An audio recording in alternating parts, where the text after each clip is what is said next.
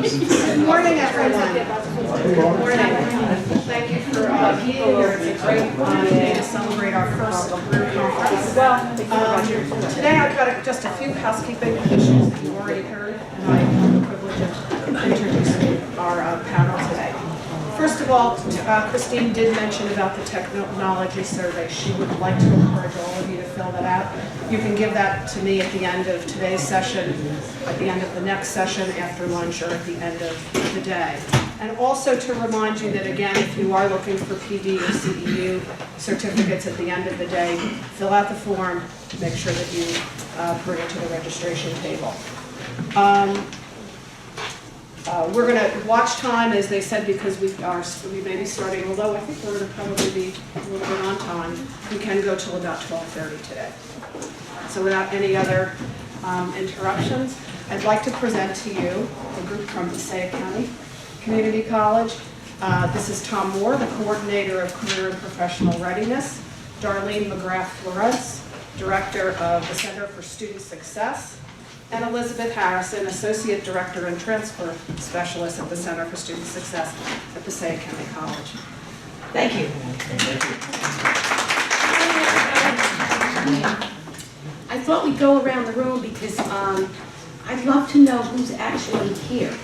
You know, it was great walking in this morning and running into some of the guidance folks and career folks from high schools who I hadn't seen in a long time and didn't know they'd be here. So if we could just kind of go around the room and let me know who you are and where you're from. Okay. Hi everyone, I'm April Johnson and I'm Assistant Director of Academic Advisement at Middlesex. Alice Picardo, Career Counselor here at Middlesex County College. Terry Oroz, Assistant Dean in the Division of Arts and Sciences at Middlesex County College and Chair of our Guided Pathways team.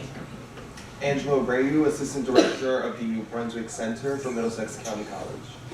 And another Middlesex County College in the room. Flora Stowe, Assistant Director at EOF for Middlesex County College. Gretchen Schultes, I am not from Middlesex. I am in the Title V LEAP program at Union County College. Hi, Rosa Conti, I'm volunteer facilitator for a job group out of the Sterling Library. And I also was a previous adjunct professor at Passaic Community College. Hi, Diane Filippo, Center for Student Success at Ocean County College, Academic Support Specialist. I'm Susan, I'm from Ocean County College and the Career Counselor. My name is Ellie Morgan, I'm Associate Professor of Counseling at Brookdale Community College. Good morning, I'm Ryan Owen, I'm Associate Professor Counselor at Brookdale Community College. Denise Schmidt, Director of Career Services at County College of Mars. Charlotte Quigley, Manager of Career and Transfer Services for Middlesex County College. Carrie Bazar, Career Counselor at Raritan Valley. Shay Wagner, Coordinator of Student Success at Raritan Valley Community College and co-lead for Pathways Project. Josh Evans, Director of the First Year Experience. Greg DeSantis, Director of Advisement and Counseling at Raritan Valley. I'm Salah Rabi, Science Teacher at Francis Public School. Nice to meet you. Lydia Fernandez, Hudson County Community College, Academic Advisor. Leanne Colbecker from Union County College and the Career Services Room. Roger McClellan, Education Program Specialist, New Jersey Department of Education. Would you like to start? Sure. George Arnett, I'm with Bergen One Stop Career Center. I'm a counselor. Diana Agende Apple, Student Development Advisor for Vías hacia la Graduación, which is under a Title V grant. John Pappas, Pathways Administrator at Warren County Community College. Christopher Gazera, English faculty member, Rowan College, Rowan County. Hilda Escobar, Vocational Rehabilitation Counselor with Vocational Rehabilitation Services, Bergen County Office. Okay, someone very important in my life. Good morning, I'm Sharon Goldstein, I'm the Dean of Students at Passaic County Community College. I'm Margaret McLaughlin, I'm a Career Counselor at Bergen Community College. Okay, well, it's great to have you here today. We wanted to put this presentation together because we wondered if you were experiencing some of the things that we were. And we also thought it would be nice to share where we've come from and where we're going. Terrific to have all of you in the room where maybe we can speak a lot about the networking and what the future is going to bring, but also the challenges that we have run into along the way as we look at career development, we know there's a need for it right from the beginning. The trends that we saw with achieving the dream that also led to some of the wonderful opportunities we had with guided pathways. And I know that my team at Passaic County Community College, and some of you who've known me from other places, know that for those of us who came up through the ranks in student development and believing in that philosophy and the holistic approach to education, guided pathways was no big surprise because it's something that, we really had hoped for a long time. So now we're hoping that and we're seeing in our own experience that maybe this is just the right time to start to pull it all together. But with that, of course, comes the challenges, the communication, and, making sure that people buy in rather than get intimidated. So, here we go. I'm going to stand on the side here. All right, so when you see up there that Passaic County Community College, 8,300 students, those are the credit-bearing programs. We have a very large continuing education program, and we work closely with the One Stop group, who also engages with us in the continuing education and some of the work we do in the center. We are located on the main campus, but we have 3 campuses, actually 4, but 3 campuses where students take many of their classes. The Passaic campus, the Patterson campus, which is our main campus, and our Wanacue campus. And those of you who are near that, you need to go see it because it's absolutely beautiful and open with some really neat new programs in culinary, fine arts, and who am I forgetting? Music. So, okay. In the Center for Student Success, we're staffed at a director. We have 7 full-time, questionable because they get pulled to do those other things. I think some of you may know that there, and 1 full-time support staff. We do have 5 part-time advisors. They're who we call paraprofessionals, have been students at Passaic County Community College, but they've been with us for 4 or 5 years, so we've really trained them. And now as we look at guided pathways, they're looking at some specialty areas of training so that we can give greater support to our academic departments as well. In our center, and I think that this may be familiar to many of you, we've had to do many things. So we are responsible for academic advising. Transfer services is under our umbrella. Career development, very important. Disability services, veteran services, international students, and special populations. So you take that, look at the staffing, and sometimes you wonder, how can you be all things to all people?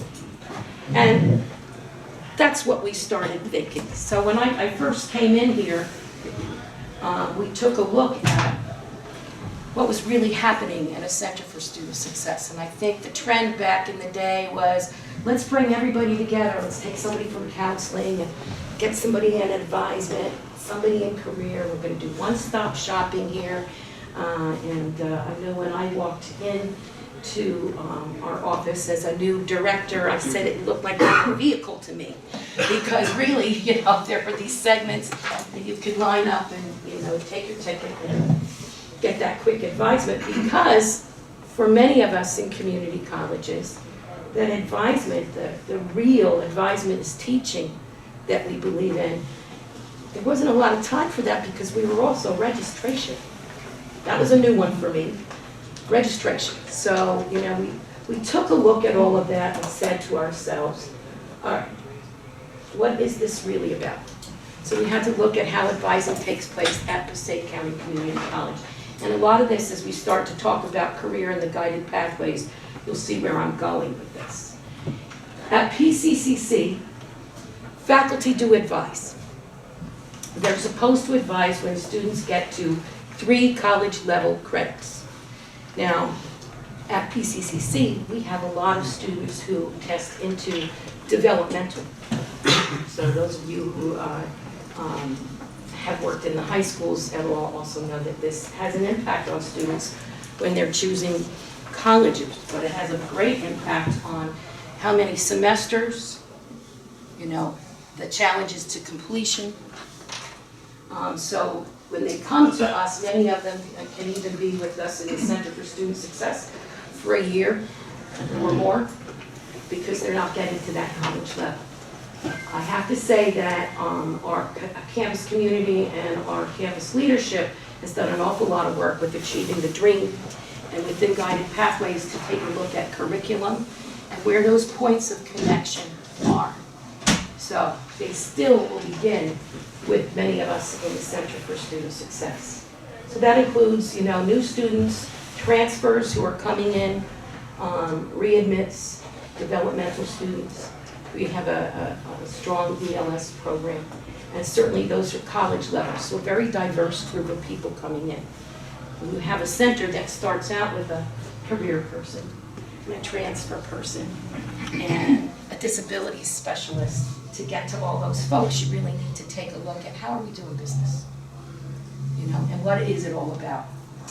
So on top of that, we made sure that every member of our staff actually was a liaison to a grouping of academic departments, which was great because we did that before Guided Pathways even started. So that's going to shift a little bit given the Guided Pathways, but we feel strongly, and we're hearing from our faculty and administration, that as we look at that, especially as we look at the career development and the academic planning, that we're really needed there.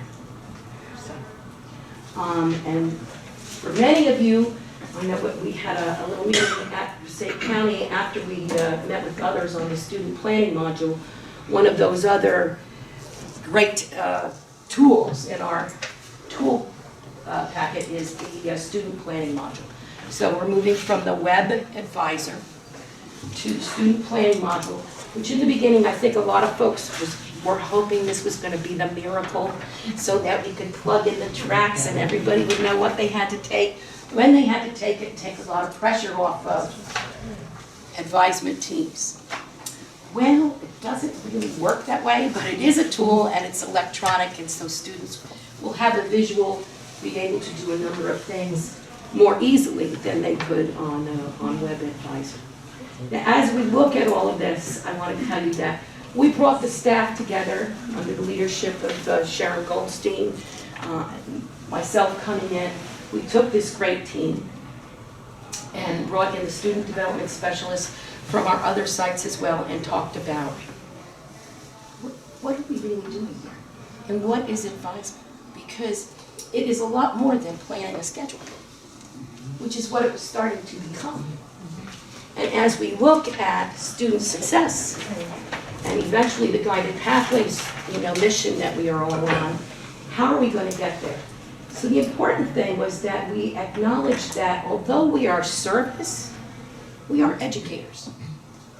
These students need to come in and they need to be better prepared. They need to have that touch point where they are really discussing that pathway to the pathway, as far as I'm concerned. And that is where we come in. And as a team, we began to explore and evolve and how do we give that access to students? How do we create engaging touch points with students that are significant? How do we collaborate with our faculty? None of this is going to work if our faculty don't have buy-in and don't want to partner with us. So it's got to be mutual respect and work on that. And as we're starting to hear more and more, the collaboration with our high schools and our continuing education, our one-stop groups. So we worked on that, and I will tell you that. So greater collaboration, as I indicated. All of this, our holistic student approach, and with that, what we've done in our center and with the student development specialists across our campuses, and with our colleagues in EOF and TRIO, is we've done a number of professional development things. But we also sat down and decided on what's supposed to happen. What's supposed to happen in this advisement thing? And as we look at it, where does it begin? So we decided to train all of our staff. In our center, everybody's an academic advisor. So you could be Tom Moore, expert in career development, but you know, when it's needed, he knows how to do academic advising, and why not? Because it goes hand in hand, right? Liz, who is magnificent at transfer and coordinating things in that area, is also one of the top people I've ever met in understanding, you know, the sequencing for students in terms of real academic planning. So that was done. But if you're like us, you know, there's those other things. So right now in our situation, I'm the director, but I'm now the disability specialist. And so thank God I had people on the team, and we kind of cross-trained to the sense of anybody on the staff knew the kinds of things we needed to look for to be able to refer a student. Knew that there needed to be different approaches in terms of career or academic planning for all of our students, because we all learn differently. So we learned a lot about transfer, about career, about each other's specialties, at least enough so that when we do sit down with a student, now we can have an advisement session. Now we can really talk about it. And we'll get a little bit more because now we've evolved that even further. But it was very important to us as we looked at it that we were no longer, you know, motor vehicle, and that we were actually a center for student success, that students knew they could come and at least get some answers or find someone who will help them find the answers. Which also meant that we moved away from registration. We still have to do it, but our programming increased, our partnership with faculty in the programming increased, bringing in people from the outside of the community as we looked at the things that students needed. And I know that we'll talk a little bit about new student workshops, but we had created new student workshops, which we're now going to change around a little bit, but that when a student came in, you have to talk to a student, why are you here? Other than my mother told me I had to go to work if I don't get here. Why are you here? What makes college important to our students? Sometimes they don't know. So right from the very beginning, we needed to talk to them about their motivation and where do you want to go? I'm not talking about Montclair State or William Patterson, though that's in the conversation. Where do you want to go? What do you like in life? And to give the reality check. Maybe not right up front, but you know, we always joke around and tell the story about the young lady who wanted to go into nursing because, you know, it was going to pay well and, you know, they're great people and well respected, but I don't like a lot of school and I can't stand the sight of blood. Maybe it's not the right choice, but let's talk about those other options. So that is what we start to do in the beginning. I know I'm going on too long. Okay, well, so I'll jump in here. So we went through a move. We had originally been located in our main administration building. The center had originally been cobbled together from different office spaces back in 2002. We had a DMV set up with little cubicles, and I have to say that we were very excited in about 2012, was it, Sharon? To learn that the college had purchased a building in downtown Patterson and was gutting it and renovating it and turning it into an enrollment and student services building. We were given the entire second floor, and between our dean and our director, they worked with the architects and developed a new space for us. So we went from a dingy environment where we were all squeezed together to this big, beautiful, open air environment. It was a former furniture store, so you can imagine the size that we are now moved into.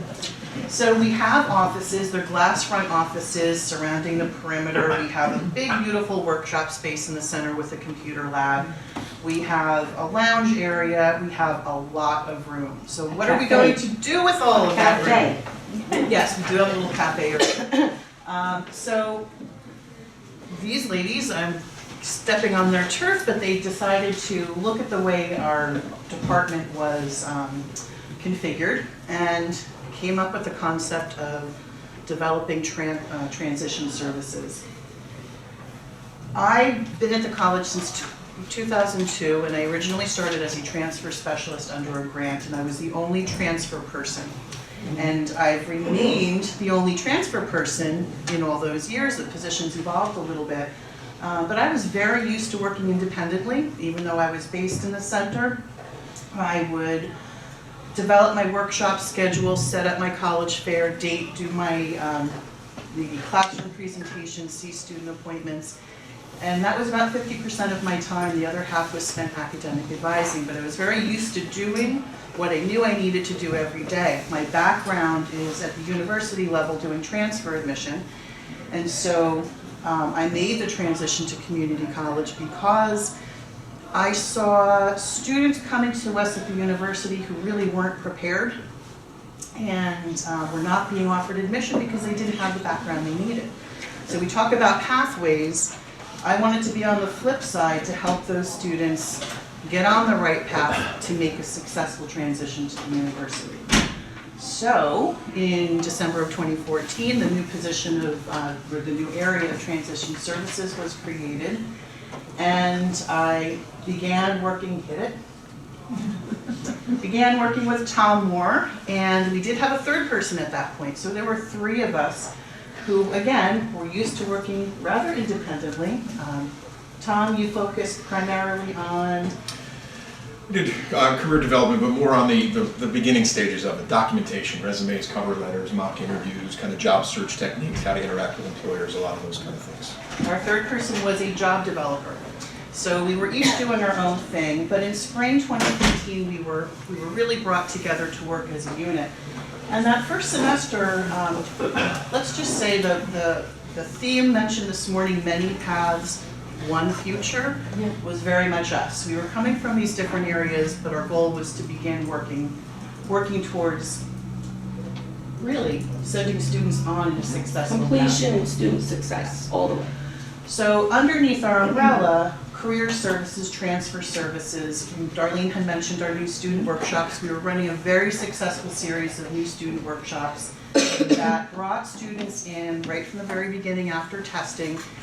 We gave them kind of the heads up on what to expect as a college student and what you needed to know to be successful. And we did it as a team. We did a lot of variations. Initially, we tried to include web registration. That didn't work out so well. We then did advising in small groups, worked out better. And then the final, I think, semester, I think we were really just doing students as a unit, based regardless of what level they were placed in, and then giving them that orientation piece. We loved them. We thought they were very successful. We've had to step back a little bit from that, and we'll talk about that later. But that first semester was taking 3 really separate schedule of events and trying to get them to work together, and we had some time conflicts with events running at the same time, so that was a learning experience. I think with that too is the message that you send to the community. So we've got faculty who, know something about what Tom does, but she hasn't been talking to Liz, and I'm going back to that pathway. If we're talking about what motivates a student, what they're here for, it's all of the above. Transfer is as important to career development. I call it life planning. We need to teach how to be successful. And we need the faculty involved. So with this transition services, the calendar that Liz was putting together, now we were talking louder. People were seeing. Through that first semester, we realized that our contract with SIGI 3, has anybody used SIGI? Oh my God. Yeah, laugh, yeah. No, it's like, we had SIGI 3, and that was our career resource tool for identifying majors and life paths. Well, that contract was expiring, and we knew that we needed to look for something. We also just knew it was outdated too. I don't know if It was time to move on. Yes, exactly. And at that same time, Tom, you were working with the task force on... Career Connections came in right about the back end of the spring, and I know Denise and Charlotte were in with me on that, but back end of the spring and into the summer, the Career Connections, as the commissioner just spoke about, really got started. So we all came down to Trenton, and that was a big push. So it took kind of the start of the summer and really wrapped up right before this past summer, I think. So we were starting to explore and looking at the options that were out there. We also had, we have CCN, College Central Network.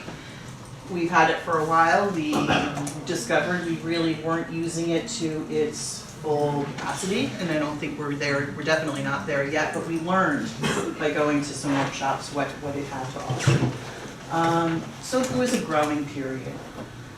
We also, as Darlene mentioned, we learned that we needed to make more of a connection between the faculty and the career transfer planning side of the house, and bridging that gap between student affairs and academic affairs. You know, it can be very separate. We are a part of the same division underneath our VP, but it was really important to get them involved in the planning process. So Tom and I sent out an invitation to all of our department chairs to attend a meeting. Come sit down with us, talk to us about what services we could help them with, what could we do to enhance their, let's say, public awareness of their academic programs. What could we do to help get our students in earlier for advising? What could we do to help them make career connections between the major and the career paths that are out there for them? Then on the selfish side, what could we do to get them into the center, give them their own little office to sit in, let people see who they are, have them as the guest advisor, you know, and begin to do some of the programs that we always knew would work, but have our colleague on the academic side work with us. So we sent out that invitation, and the 5 programs who responded are up here. We had business, HIT, Health Information Technology, our CIS program, education, and our STEM program. So interestingly, if you look, they're more career focused. Okay, not so much buy-in from humanities, English. So these were the programs that were willing to step up and work with us. And we had a really productive meeting and decided to come up with a plan. Sure. So that was the spring, and as Liz said, it was a time. Question. Yes, I just wondered, historically, were the faculty members always required to do advising? Yes. Or is this a new? No, yes. Okay, so by contract, they were already from the beginning? In some departments who don't have a lot of majors but have a lot of responsibility, math, English, they had to give the center 8 hours during registration. I see. So they would come in during the mass, you know, craziness, Yeah. sit down. We couldn't guarantee that we could give them a new student, returning student. Right. And it was, you know, I hate to say it like cattle call, everybody's Yeah, you know, kind of thing. And then some of the other advisors in programs had to just prove by the academic planning form that they saw 36 students and turn that into our office, and we became the monitor. Yeah, right. Oh, But, you know, that's not, yeah. you know, we need to be communicating as a community Sure. about that, and especially as we look at tying in the whole career, Right. the whole pathway. Pathways, yeah. All right, thank you. The faculty aspect of this has been somewhat contentious. Faculty won't participate unless they're paid extra for it. At Warren, that was the case some time ago. The new employment model at Warren is there will be no employment, there will be no positions for professors. Instead, we're hiring lecturers. Okay.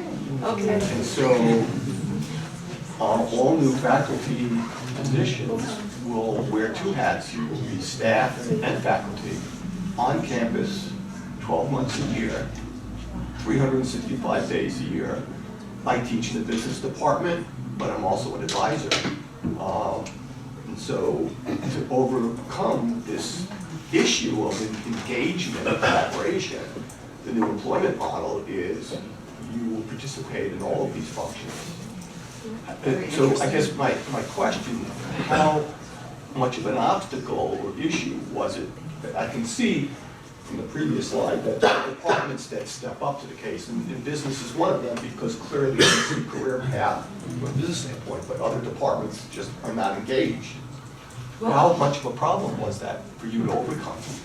and we're still working on it. I think it's still something we're working on. But the guided pathways, and this is where I go back to, guided pathways may just be the tool that we needed. So even in terms of contract and that kind of thing, there's a lot more discussion going on in that arena than ever before, because that was a, don't even go near it.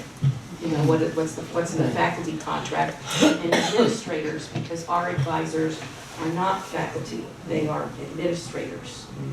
So it was whatever we tell you, that's what you're gonna do.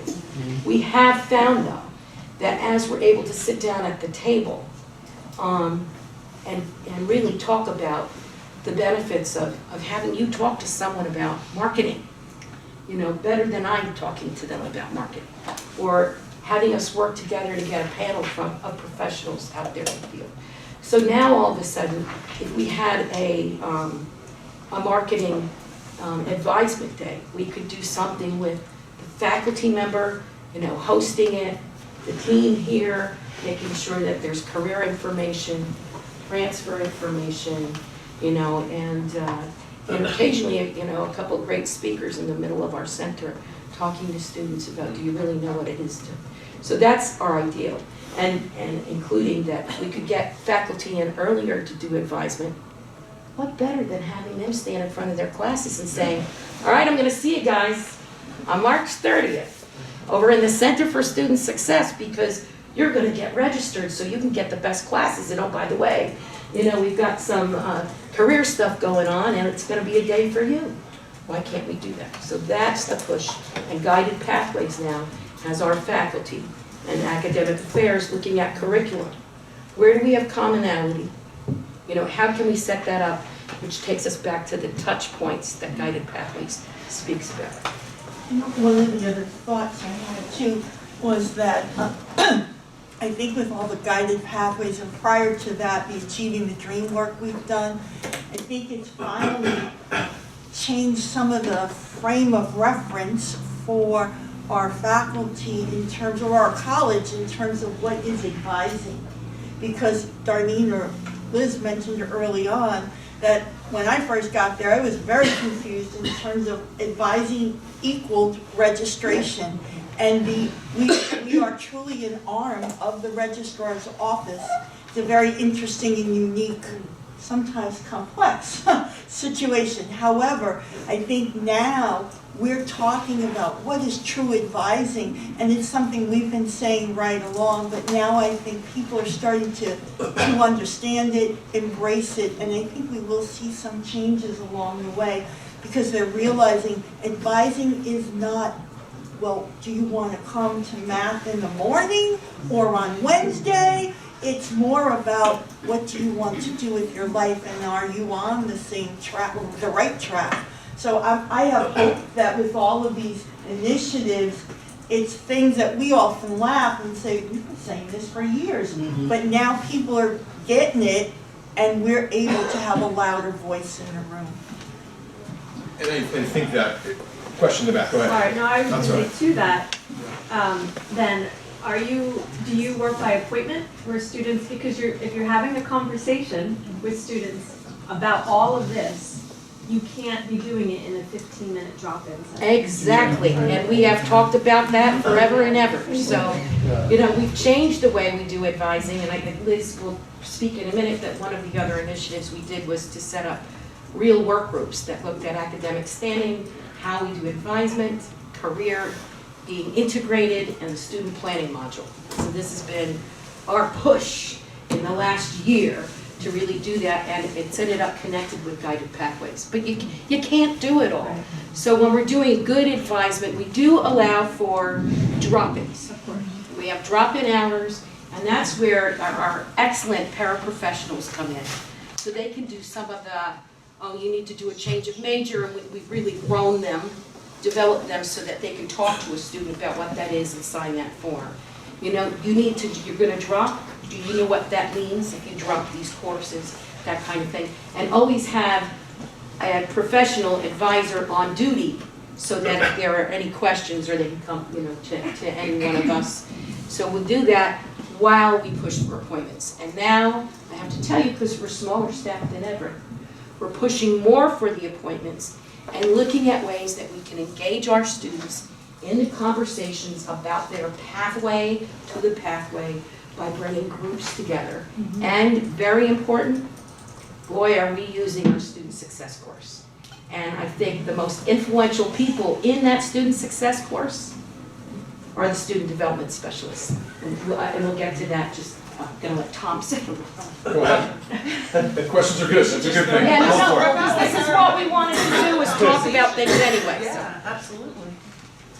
Go ahead. Oh, do you find that certain academic programs have fewer connections to industry professionals than others? I think so, yes. And I also, maybe there's a direct correlation with their willingness to jump in and work with us on that. So I wish we had the magic answer to that one. We've tried to cut it a couple different ways, but yes, we definitely do. We definitely notice that. I'm really excited about this conversation because the career exploration development piece from a counseling perspective is, as we know, so important. I'm so interested to hear, what you think about this and how do you get your hands around this when budgets are tight and staffs are in fact being cut. And to maybe shift it to the student point of view and career readiness, and that a guided pathway is wonderful. I get it. As you said, we've been talking about this forever. But who are our students? We're working with freshmen and sophomore. I know we don't use those terms, but they're freshmen and sophomores in college. They're not juniors and seniors. They haven't had the benefit of being in, all the stuff you know, right? They haven't had the benefit of being in a classroom and learning from their faculty and understanding that their faculty can be, as they all were with many of us, life-changing, those relationships. So how do we, this is for me the big question, how do we identify what our very diverse populations need? Because they're diverse in a million ways. And again, as a counselor, but an ex-administrator for a long time, so I get that piece as well. Inspire them to do the self-exploration that they sometimes fight against, and parents even unknowingly may fight against, because my daughter needs to be a nurse because the jobs are there. And what role, these are big questions, I know. What role do we play in that? Because when we forget, and I think I know I do this, so I'm guilty.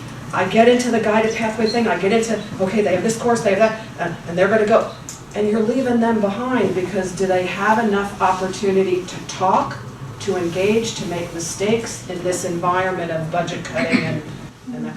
So I would love to hear what you I think you're right. Talk about the first year. Financial aid, now we can't explore those words. I get it. I get it. So as we're looking, okay, so guided pathways and the hope that, faculty will engage even more in the academic planning piece. But before they get there, they need to get started. The pathway to the pathway, you said it earlier. So I'm saying, in the olden days, they used to, and at the university level, they certainly had first-year experience. Yeah. And departments of first-year experience. So we have been, and Sharon knows this, we don't have it all put down yet, but we've been exploring the notion of, okay, so we're gonna get them for the first 30 credits for the most part, because they still come back. And if we can create a structured program where these students engage with us in partnership with our faculty partners, and we can start to talk about the motivation it takes to succeed. And in that, I'm just going to do a little aside because my staff knows I do this all the time. Go for it, darling. When you're working with a student, you're really asking them, what do they want to do? Have you ever done a lifeline with them? Have you ever sat there? I always say, Darlene was born in 1955. Yeah, I know, I'm old. And then you start pointing out the things, what really happened in your life that was important, that struck you, that agonized, that celebrated, all those things, what happened, and bring them right up to here. And then you say, so, the world's wide open. Tell me, do you want to get married? Do you want a house? What kind of house do you want? I mean, really make them delve into it.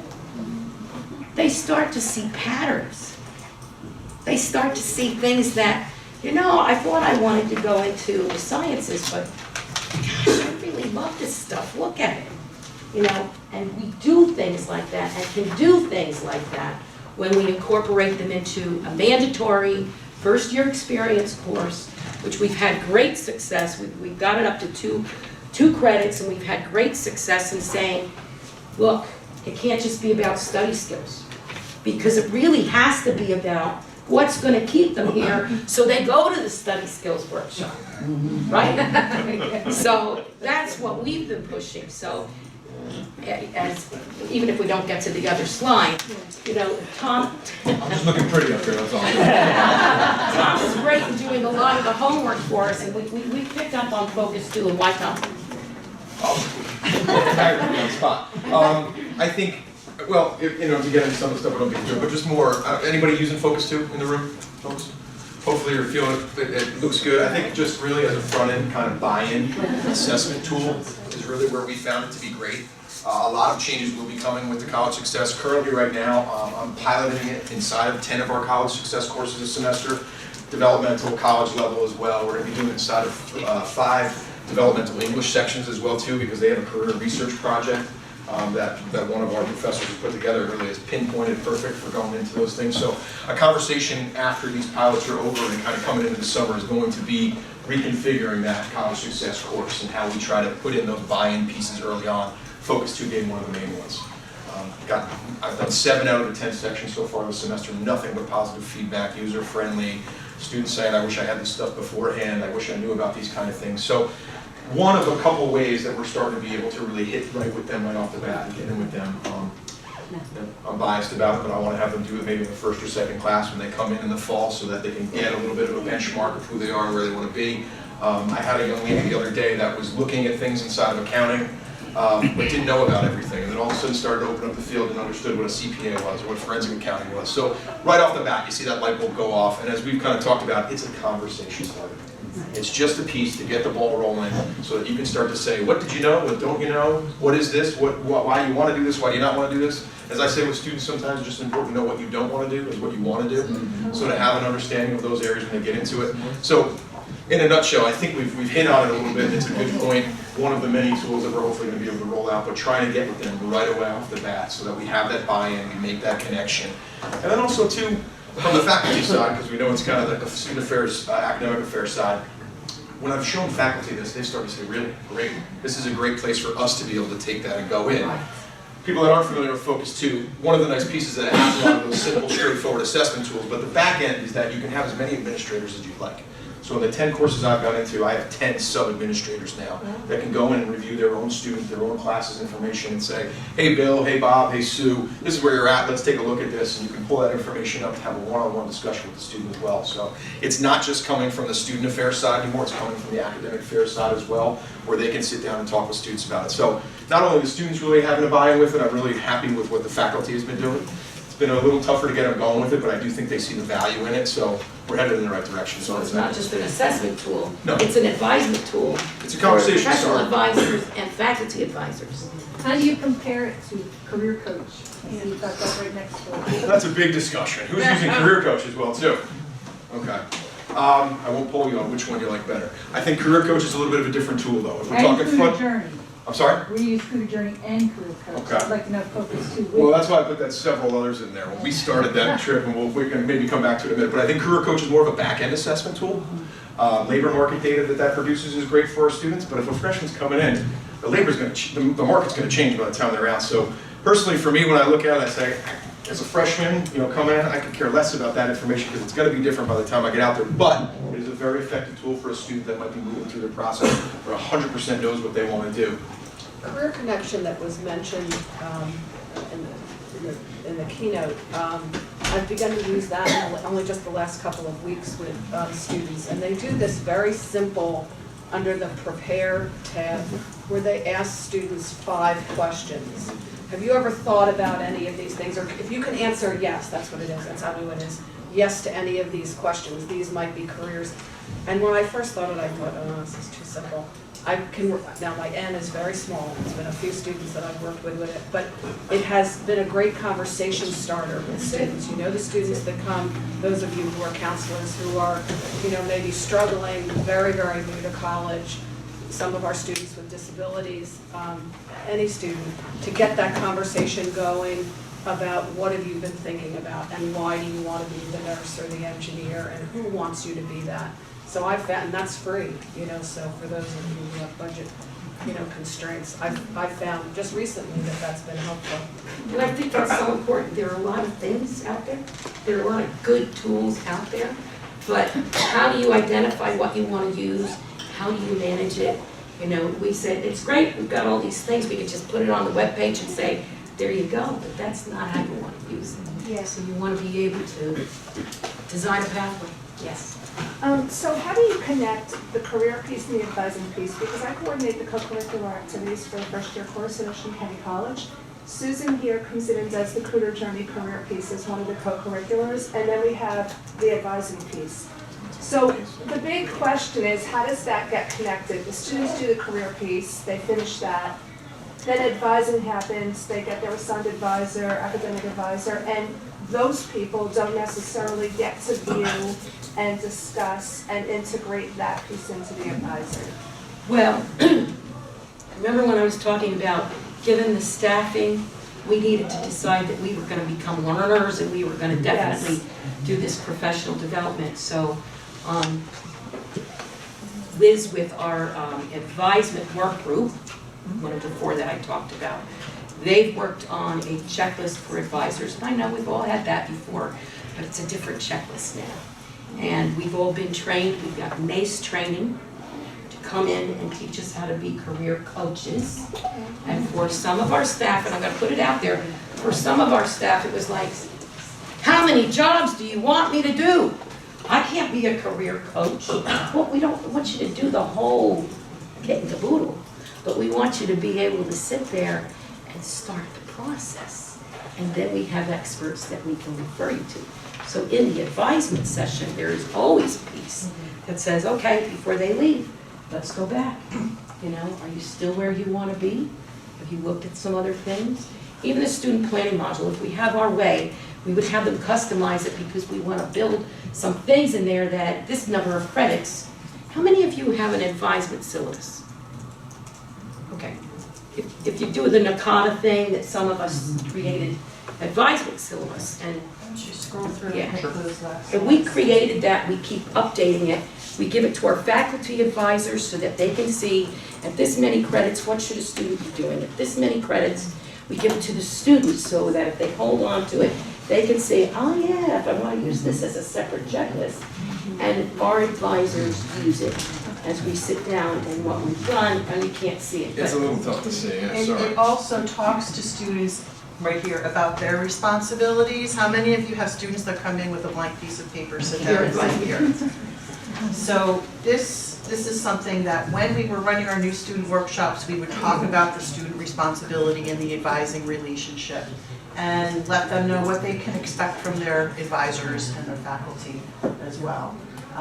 So it ties both sides of the relationship in and kind of lets you know what you should be doing. But if you can't see it, under each of these categories, you know, before I start my college experience, my first semester up to, there are highlighted areas that incorporate where should you be on your own personal career development right now. And by the way, here's a link to who you can talk to or a site that you can look at. You know, and that's all built into, because at the same time, where are you on your academic planning?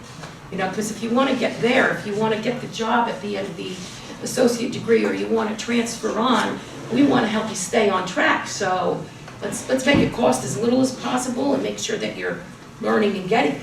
So, Do you have a connection, a good connection to the counseling department? we are it. So you are. You're everything. Very good connection. Oh, wow. So are you licensed counselors, or are you considered by coaches? More like coaches. We have some who are licensed but not within their job description. The SEG has not gone that counseling route. We are crisis intervention people, and we have a great community around us who we use for referrals. External. Yeah, external. So it's external. Yeah. We also have a lot of very talented people on the staff who are very, So we do not have a personal counseling center on our campus.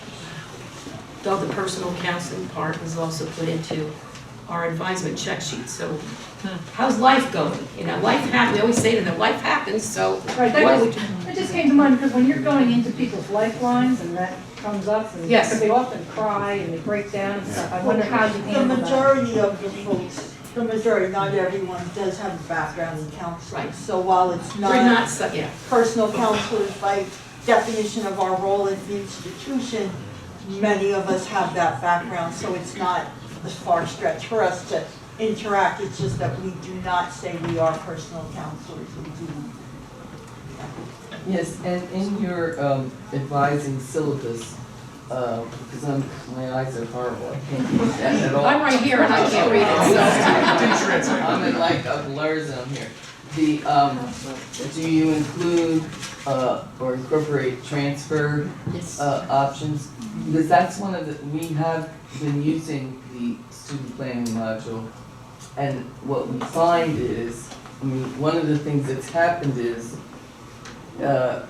students used to have to be, you know, under like an advisement umbrella for like the first 24 credits, okay? Which, by the way, back in October, I think when we had some guided pathways people here, they were saying that's the model, all right? So our VP said, oh, we had that, and we blew it up. But anyway, What's old becomes new again. I know. So the 24 credits is no longer, you know, viable. So students are able to go in and look and say, you know, here's what is required for this degree, but it does not incorporate where you're transferring to. So I had 3 students, Brian heard me say this about 30 times, come in the fall looking to transfer in the spring to Rutgers Business School. And one kid had just started his first math course and it was the wrong one. And others were because you can pick anything and they have nobody helping them know which way to go. Well, we have So a- it's too, I mean, they've limited some choices, but it's not limited enough. Unless you build it into another pathway. Yes. So I'm sorry. Oh, please go ahead. Well, I think it kind of, my question, I might be jumping ahead, just putting on my guided pathways hat, and we will be introducing, or in the process of introducing student planner. Do you have you placed those types of limitations, for lack of a better word, on particular electives or Degree math requirements or programs. things like that? And in terms of the, you know, the career pathways, the development of career pathways or degree completion plans, how do you have those and how involved were the faculty in creating those? Like say, for instance, you know, if you are, I'm making it up, a nursing major and you're going to take a humanities elective, maybe ethics might be a good choice, Right. or, you know, or if you're a math major, logic, you know, those types, have those conversations been had? Many of them, and I think we are, in talking to my colleagues at other schools, we had a big conversation on student planning model. It is not easy. Right. Very difficult. You need to be transparent, and if you want to load it up so that people are actually sequentially going through a very prescriptive, intentional advisement, it is a lot of work, and it takes the faculty because they have to agree to show the hidden prerequisite, co-requisite in their program, which means it takes more credits perhaps to get through, those kinds of things. So, and we've actually worked on the tracks, whereas when we've talked to other schools, it's been like, you know what, let's just use it as a tool. Are you using a meta major? We're not there yet. We're not there yet. Can I just jump in and answer your question about the transfer issue? Yeah, it's big. Yeah. It is a big one. The way first of all, most of our students are not transferring to New Brunswick for business. Well, that's good. I know, we're very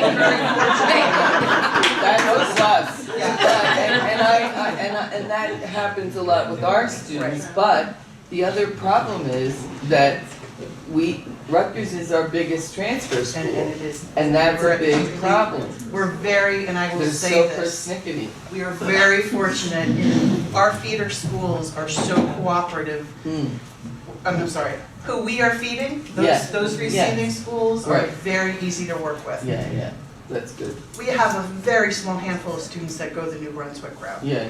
If they're doing Rutgers, they're going to Newark School of Right. Business, which That's is good. very Much open. easier, yeah. Montclair, William Patterson, Right, and right, those right. are our main Yeah. schools. Yeah. When decisions have to be made about coursework in particular programs, at that point, most of those students are working with the faculty in their department. You see, our faculty do not advise, Okay. nor do they have any clue about what is transferable or The not. programs that are a little more problematic, business Yeah. administration, Right. and Yeah. Professor Cox, who's the department chair, is very hands-on in advising those Great, students. great. And That's very good. something we didn't get a chance to hit on, but is one of the programs that is working with us for these kind of comprehensive advising, Yes. introducing the program out to people. They were really the first one to do Yes. that Yeah. pretty regularly as well. Great. And with other majors, maybe human services, again, they're more hands-on. Yeah. But we haven't gotten to the part of actually designing those academic pathways yet. I believe they're starting with STEM. I need protein powder for exhaustion. My perspective is probably limited to below the I-95 corridor, but we have shifted to meta majors, and we're having success with that, and that's where faculty could be of tremendous use, because Yes. certainly with regard to course sequencing, course availability, the ultimate end game is to increase retention, and that's in effect where we have enrollment now, is through retention. That's as opposed to getting new bodies off the street. But with regard to the meta major model, the big light bulb that I'm getting from this conversation, I'm very glad to hear this, is we have a workforce development institute, which is our career success space, and faculty, as you know, at this juncture in our school, don't have a presence there, but we do have a meta major design. And I'm liking this idea of maybe having a workforce development liaison for each of our 7 meta majors to promote industry. Because I don't know if you would agree with this in your school, but the humanities probably not as represented with regard to industry professionals, but there is a potential for ties there. Sure. I just don't think the faculty look hard enough in their own community to have those conversations, or maybe there is pushback from this philosophical standpoint, we just don't want them to think in terms of careers, we want them to be open-ended, liberal arts and all of that, which I can respect, but you want to get a job.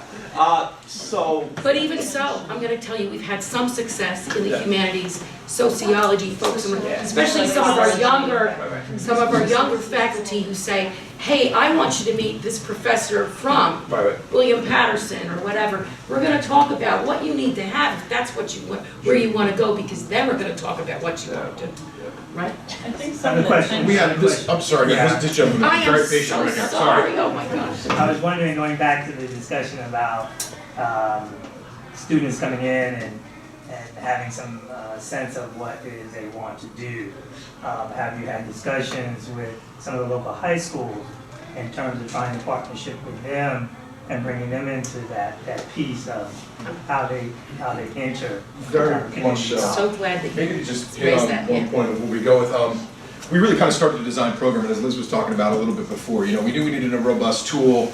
Some things happened where we started to investigate those, one step forward, 2 steps back, but to speak to that a little bit more, we did start to design programming, and business was one of the first ones that really worked with us. We had done something for hospitality management, we worked with sports management inside of that first semester that Liz and I or second semester that we started coordinating together. And we were getting students. We ended up getting 30 students in, 40 students in, and we were working with the business faculty on those, but we knew there were missing pieces to what we were doing. So as we went forward and came into the spring of 2016, it was kind of when we had our eureka moment, if you will, so to speak, with an HIT event that we ran. And that was great because we started to work with our enrollment services department. admissions to start to bring in local high school students, prospective students to come in, along with alumni member to come back and speak to the either current students or the prospective students about where they were, how they had been sitting in that seat just a couple years ago. We had panels of industry professionals that came in to talk a little bit about what they were doing inside of different areas, and we also had the faculty that really had buy-in for this because they came back. So as we started to create that, we did really, I think, get a little bit more of a pull-in from some of the high schools. Now we know we're not where we need to be with that by any means, but it's definitely started the wheels in motion a little bit. So it was kind of a four-pronged approach, if you will, to how we went about doing that. But once we got the faculty and they were able to help us, identify industry professionals who they thought would be, great to come in and speak with the students, we worked with enrollment services to really bring in a lot of those prospective students as well too. And even as we talk about that notion of a first-year experience, but we have to call it something else, but that first-year experience was, can we bring high school students who really think, or who have already applied, and bring them in with people from the high school, and sit down and do some of our new student stuff, which talks about responsibilities, but also starts the question again of, why are you here, and where do you want to be? And do that kind of thing, because then we could get a jump start on it, right? It's like an orientation before you even, before It's that buy-in piece, right? You're just kind of showing them what's available to them.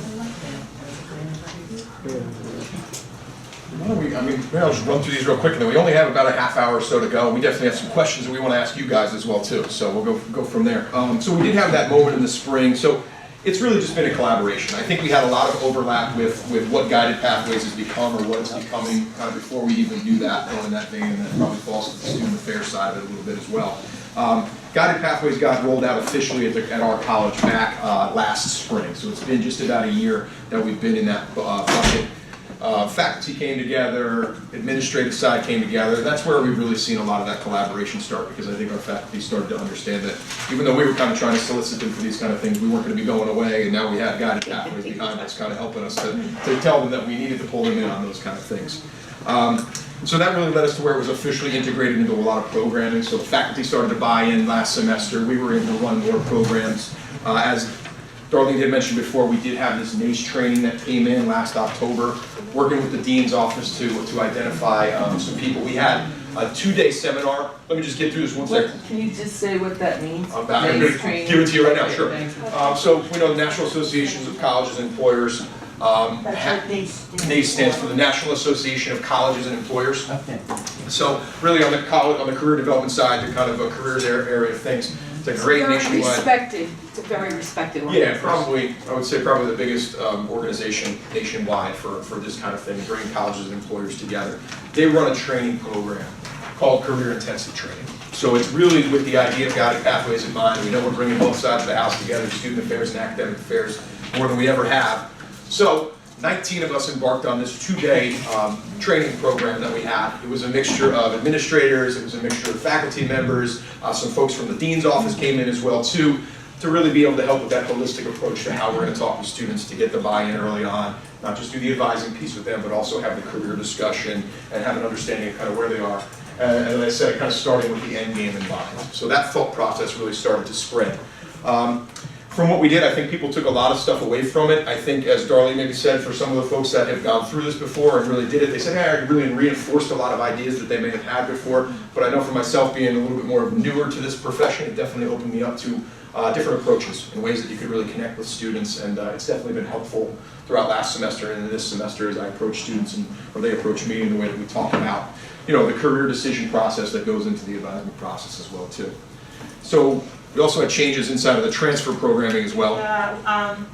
Traditionally, I had run with one transfer fair once a year, but to help kind of redistribute that, to give more students access to it, we run one in the fall. In the evening, we run a program coming up a week and a half in the spring during the day. All of our workshops, career, transfer, academic planning, they're all also promoted to our college success course, and those students are required to attend at least one workshop and do a review of it, an assignment. So now, who runs workshops on their campuses? How hard is it to get students to attend? It's killer, yes. But we've noticed that since this has become one of the class requirements of the success course, we are starting to see students come and ask questions and participate. So we're getting them in their first or second semester. Because my philosophy is, I want to start seeing potential transfer students in their first semester. I don't care if they're at developmental level in English. I probably go astray from maybe what Guided Pathways wants, but I want to see them right from the very beginning so that we can start making those plans early on. So that connection with college success is awesome. Yes. You know, one of the, when we designed the new facility we talked about earlier, it was with great intention to create a space, and we were fortunate to have that space now, where all of these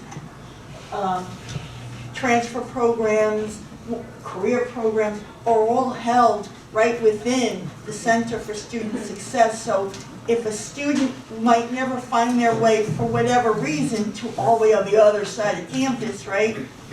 Now they might have to go in, and once they're in, right, they go, oh my gosh, look at all the things that I can get done in one space, and it invites them back, in other words. So we've been very fortunate, and I really want to say that our president did have a vision. When I arrived at the institution in 2011, he said, oh, I got this whole, I remember the conversation, Sharon, we just got this furniture store and we're going to change it into the Center for Student Success. And I'm like, what? But I have to say, his vision and his sense of where we are going and where we needed to be was happening well before we all arrived. So, and it's so exciting to see that come to fruition in some of the activities. So I think that's real important too, in that we're not taking the program of transfer, say transfer program, and it's held in some classroom down over there. Everything now, including the transfer fair, Yes. is held right within the center. I mean, when I say a large space, we'd love to have y'all come and visit us. It is a large space. We could actually have vendors there and have a workshop going, because that room in the center where we do our workshops is ceiling to floor glass. So you come in and you go, what are they doing in there? Oh, well, that's a test anxiety workshop. Can I go? Sure, go on in. That kind of thing. I know you had a question. I just had a quick question about the NACE Career Intensive Training, because our Dean of Students had asked me, I'm the career counselor, about that. And I had given her the NCDA, National Career Development Association, but I think they're pricey. So is this. Okay. We did look at both. Did you also have to go, she was hoping that you wouldn't have to send advisors off-site. They if came would here. come? Okay. They came to us, Okay. yeah. So maybe I could get information, or somebody could get information. to Sure, give- yeah. And with the way that NACE works, I think they had some local folks. We had a gentleman from Baruch College in the city that came out and really ran it for us. And, we had talked earlier about how we actually, in our division, it is the Division of Academic and Student Affairs, so we are all one body. So it was actually our vice president who mandated the training, and she selected, so when you got the invitation, it came from the vice president to attend this, and she made sure that it was balanced in terms of both sides of the house. So I think you need to get that buy-in, because I will tell you, it was pricey.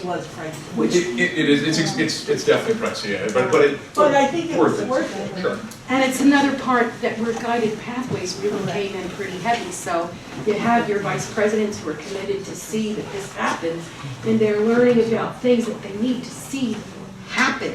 And so now all of a sudden, though there's always been support, now there's real support. Yeah, and what I might add is, if you were to work with whether it's NACE or the NCDA, what we've learned in other things is we try to find out when other schools in the area, it doesn't necessarily mean a community college, but maybe another four-year, and they're going to be in the state of New Jersey or in your area, and that will help offset, because sometimes the schools can share some of the other, like the flight in or the hotel or whatever. Thank you. Just one question. You said the Division of Academic and Student Affairs. Has it always been that, or did the college restructure and combine them? It's been that way. It's been that way, for many years. since I've been there, Okay. yes. So Dr. Keneally is our Vice President for Student Affairs, and she's our Chief Academic Officer. And then as the Dean of Student Affairs, I'm the Chief Student Affairs Officer at the college. So we have our roles, for external purposes. So but she is the overarching, I do report to her. Yeah, so I think, I've benefited a lot from having that kind of, that heavier hand come in from the administration, the guided pathways there. As I said, some of the programs have really jumped up. When I mentioned before, we started out maybe 30 or 40 students come. Over the last two programs we have are almost 100, and then we pushed over 100 for students coming in, which for us is great. Yeah, it really is, it's excellent. And as opposed to, when you go to present and you're ready to go, and you have 5 people there, which we're happy we have 5 people, but it's much nicer to have a packed audience to be able to speak to students. So I think it's working. It's taken time to kind of get going in that direction, but as guided pathways is starting to kick in with what we've been doing over the last 2 years, it's really all starting to come together very nicely, kind of organically, and now that the buy-in's been there, the students are starting to show up, because really, I think the missing piece that we've had is that faculty are mandating it a little bit more, or just on top of it a little bit more, to say, hey, there are these events, they are going to be beneficial. And I think that's come because we've proved to the faculty that, there's going to be integrity with what we do. We're going to be accurate about the kind of program that we deliver. So we're not there yet, but we're headed in the right direction. Yeah, so we wanted to mention challenges that some of you have already brought up, So yeah, we'll go through this, we'll go down to, I guess, what our next steps are with some of the stuff we have going, but at this point, probably go right to our questions. Okay. Do you want to talk about those challenges? Oh, well, yeah, we can hit on that, I guess, a little bit. Sure, well, we hit on some of them already. Back up, go to challenges, there we go. Oh, sorry, challenges. Because these are some of the, we want input from you guys as well. Communication with students, getting them into our venue. How are you communicating with them? Is anybody feeling like you're really successful at getting that done? Are you On social everything. media? What, you have a, We have open houses once a semester, but every program, it's a work in progress, but every academic program tries to have its own website that initially the websites were not promoting the career aspect of that major. But we have begun promoting labor statistics, probability of hiring, suitable careers, things like that, to merge the academic side of the program with the practicality of it. And the faculty, we're winning them over to be more vocal in that effort. And I think career coach is something that is that's where that might be helpful as well too, to start with their students. Yeah, so we just started here, we have career technical education mentors or success mentors, and we have 2 in our Division of Professional Studies, which is more of our CTE programs, and 1 in the Division of Arts and Sciences. And this is to address some of the Perkins-funded programs and performance indicators and all of that. But, we're hopeful that that will expand, further. But it's really just personal.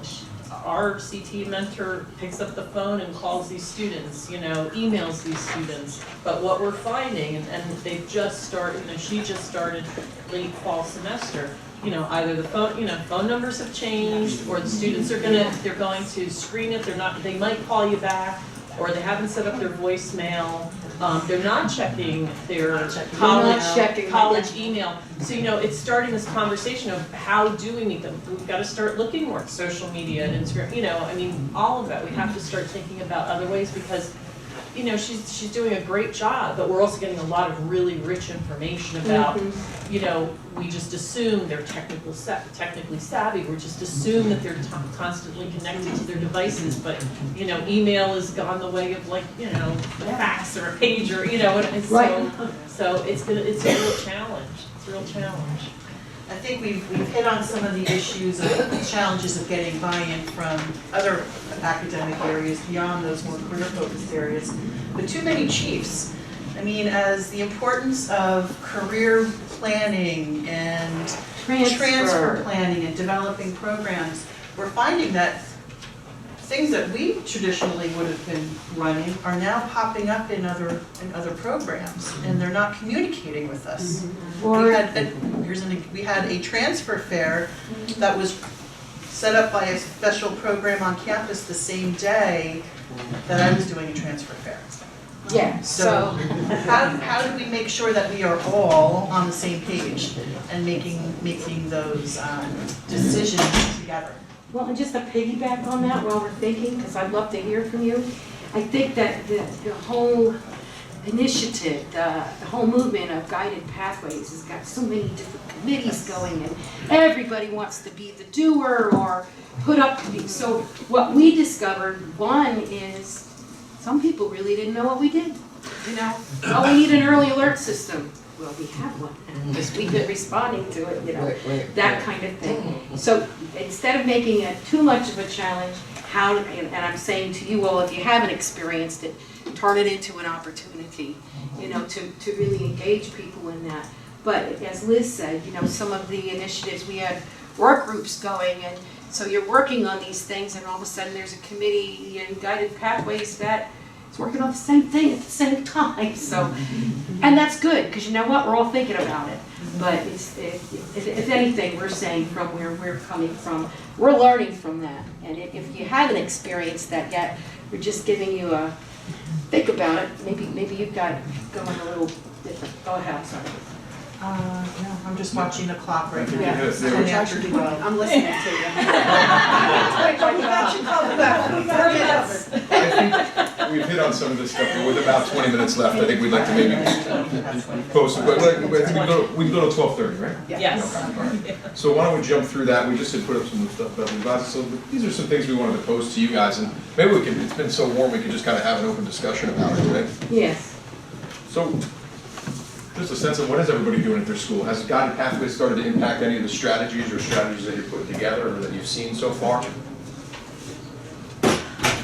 Jump in and. And you've heard some that it has, you Sure. know, and it's changing the way we think, and it's changing the way, maybe the lens, you know, of how we look, or other folks' lenses, right, at what we're doing. How involved are you folks in the Guided Pathways initiatives on your campus? On committee work, or in helping to integrate career, your transfer, your advisement, all the things you do? How involved are you in that whole notion of Guided Pathways?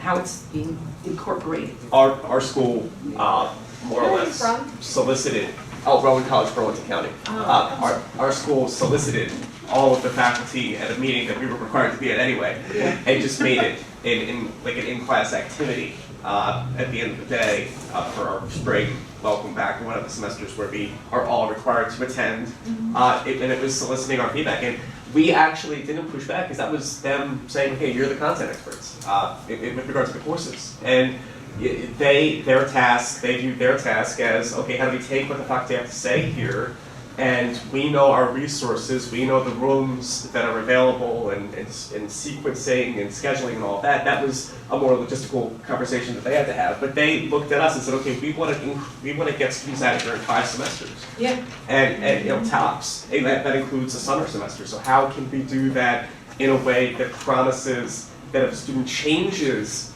his or her nature, typically the whole process with meta majors, if you're still kind of learning this lingo, is that the majors are categorized in such a way that the academic programs are categorized in such a way so that if a student makes a shift and happens to be within that same grouping of programs, there isn't much time lost, and it promises a smoother continuation through their map. So by getting our feedback on that, we were appreciative of that, and that helped right at the jump, keeping faculty in the loop. And that happened to coincide with our increased academic advising initiatives, which basically was how do we advise students along this track. What I don't think we have done is tie that in with our workforce development often enough. And I think there's a lot of potential there. Yes. Well, we are making headway to a certain extent, but I think we kind of did it, if you pardon the expression, ass backwards. Because like 2 years ago, they took them like 18 months to get this student planning module going. And it still is not 1,000%. And as I said, the transfer, too many options for the students. But some of the, we are now under institutes, humanities, business, social science, STEM, and health, allied health. So the business and the math, I think, have been more instrumental, but actually some from everywhere have set up changes in the degree programs that are much more prescriptive. For example, our business administration program went from an AA to an AS. which of course makes a little bit difference with, you know, Rutgers and, you know, feeding to the certain schools, what, you know, so that instead of having 45 gen ed credits, now they're 30 and 30, but they're including in the career requirements math and things that go along for transfer. So, and then same thing for some of the other degree, like our nursing program has been very much refined, wouldn't you say, Brian, to just the prerequisites, you know, that you would normally That was expect. actually the first program we used with student planning module because it was Yes, easy to it's follow. so prescribed, same, you know, a lot of them are, so the more prescribed the program is, the easier it can be followed in a guided pathway.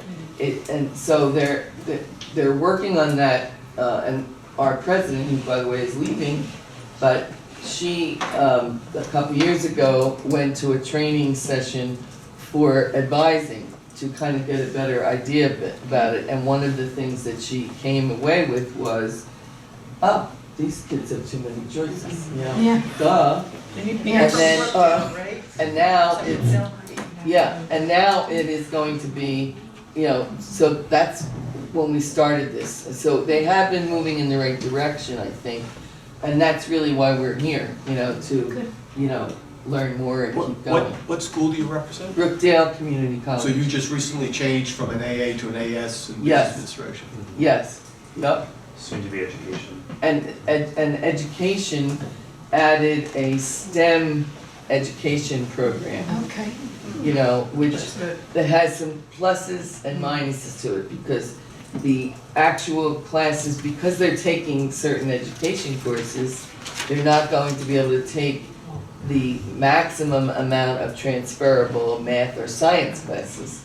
So as advisors, we're kind of put in a trap, you know, so you have to tell the students, well, you can do this or you can do this, you know, but Yeah. they usually just want the most transferable classes, you know, so anyway, they've set that up, and we have a number of things in the works you know, to modify, criminal justice added a separate AA program because Rutgers, New Brunswick, is no longer going to accept the AS in criminal justice. So we have a separate AS program for everybody else, and we have I mean, they're so uncooperative. Yes. Maria Joyce of the Protocol School of New Jersey. You're my clients, Ocean County, Brookdale Community College. I have to tell you that I'm full of emotion from one spectrum to another. First, I have to commend you on what you are accomplishing for your students. Right. We are a consulting firm, and so our community colleges, our universities are our clients. And as you said, we're utilizing lecturers, speakers, workshop presenters. And so today we get so excited, but so frustrated because, as we heard with our guest speakers, you know, it's time and money, and we're short on both of those things. And so from our perspective, the Protocol School of New Jersey, from our perspective, we get probably 2 to 3 calls a day from departments like yours saying, please come in here. If we know that Harvard and Yale say each year that the success of their students, 85% of it are their professional skills and their social skills. That's what I was hearing from you all morning, the life skills, you know. And keep up the good work, and when you have budget money, reach out to business owners, industry, experts in their field that can come and say and do the same things that you've been trying to say for decades to your students. And we can come in and say things that you can't necessarily say. Because when we come in to do something like the Modern Executive, we're telling them, visual, 3 seconds, dress, handshaking, full name, all those kinds of things. And that's where it starts, not only in our community colleges where our graduation rate may be 26%, but in Newark, where I am, where our graduation rates have been 2%. Yeah. And we can't take 6 years to graduate a 2-year degree student. So we commend you and keep up the work and keep looking. Creativity, we heard this morning. It's all about creativity. And if you can't get it done, find somebody on your campus. And that connection is so very frustrating. I'm making a whole list for a client of 14 years about how they're missing the boat on their community college campus because everybody's not working together. You know, I send people to the admissions office and they come back or they send me an email. They told me, you can't walk in here without an appointment. Things like that. It's killing our student success. Yeah, thank you so much. Thank you very much. Thank you. I was going to say, we're all, at Union County, we're also on the student planning kind of train. Yeah. And we've implemented it. And I was going to say, as an advisor, one of the things I've really tried to do is leverage the technology, and I've been on the work group for that. So kind of to your point, we've actually required our first-time, full-time cohorts to have advisor approval for all registrations. Right. So that's one of the things that we've really tried to do, because I've seen so many students that come in, and again, they go rogue and they're taking all their own classes and they want to graduate. How many do that? How many schools require first time, full time, you need advisor? Well, first time, I mean, this is our full-time, first yeah, but semester with first- student planning doing that, But yeah. isn't it true, as in most community colleges, that so many students are coming in that first semester with what we call foundational studies classes? So you're not really helping them on the guided pathway. They haven't gotten there. So you help them that first semester and they get the right pathway classes for a pre-pathway. But then when you let them loose to go into the major, and you know, so that's why when I came to the first meeting back in the fall and they said, you know, they should be under an advising umbrella for 24 credits, I said, thank you, God. Because, but is anybody listening at the decision-making place? I don't know. That's the problem. you Yeah, see? so- Sounds good on paper, the first 12 credits. But I do think there are conversations going on that weren't before. I hope so. Yeah, and again, I mean, our structure may be a little bit different. We actually have, I work in a grant program, so I'm separate, but we do have a centralized advising center that actually holds on to them for their entire career. Yeah, well, that's, So I mean, it's. but is it mandatory or? Well, so this is the first semester we're doing it mandatory and with the rollout of student planning, but the goal is to keep it mandatory and perhaps expand it to other populations. Yeah. But one of the other things I think that I try to do is really, student planning has a robust notes feature where you can include information. Again, it's up to the students to actually look at it, but the way I just kind of try to be proactive with advising is I'll put notes in and I'll say, if you want to transfer to Rutgers, you need to have X, Y, and Z, because a lot of our students aspire to transfer to Rutgers as well. And there's so many challenging requirements. So I'll say, look at NJ transfer, and I recommend these electives if you want to transfer here. I think, you know, there's so many good uses there, but you've got to have people who can do it, you know.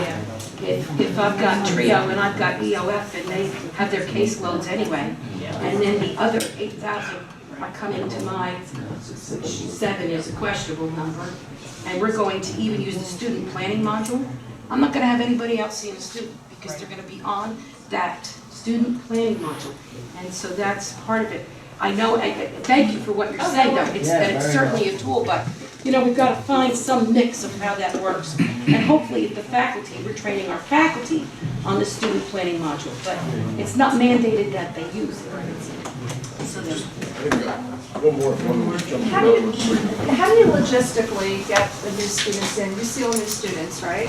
So for us, they take the placement test and then they're required to attend orientation, and that's when they sign up for classes. If they don't do that, they're not first time, full time.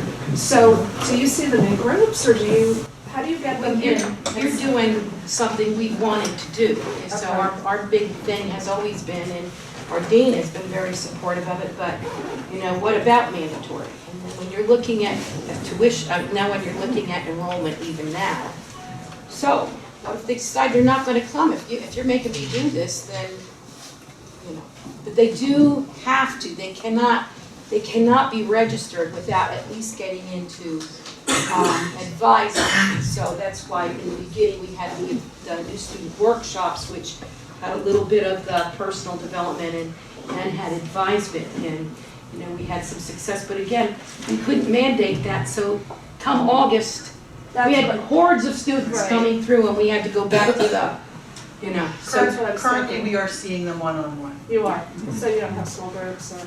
we're working, we're developing a new workshop. Because that's a lot, that's what I was thinking, come August, you must have a huge volume to deal with. We start seeing new students probably very slowly at the end of April. It starts building through June, and then June, July, August is madness.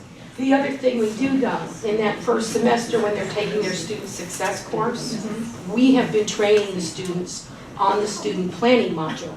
And before they get to that, they have to do academic planning, which we get the instructors who 9 times out of 10 are advised in the classroom to do that, but the center also offers, there's a 2-week period where it's academic planning, and then another 2-week period where we're doing student planning modules. So with the help of the faculty, students come down and hopefully there's reinforcement for what they learned from the faculty and other departments in getting that done. So that has helped a little bit in terms of how we get our newer students on track.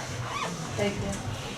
I know we're quickly running out of time, so we have 3 questions kind of posed, but I don't know if we're going to get through all of them. We kind of talked a little bit about 2, or some people would hit on those You know what, areas. I'd like to hit on 4. Sure. Well, can I just get a show of hands real quick? Who is currently running a career fair? Large-scale job fair / like 50 employees. 30, 40, 50 companies coming in? Okay. Once a year, twice a year? I'm moving away from the big one and doing more targeted by major. That's what we're going to start to do as well. All right, great. Yeah, number 4, and I have to say,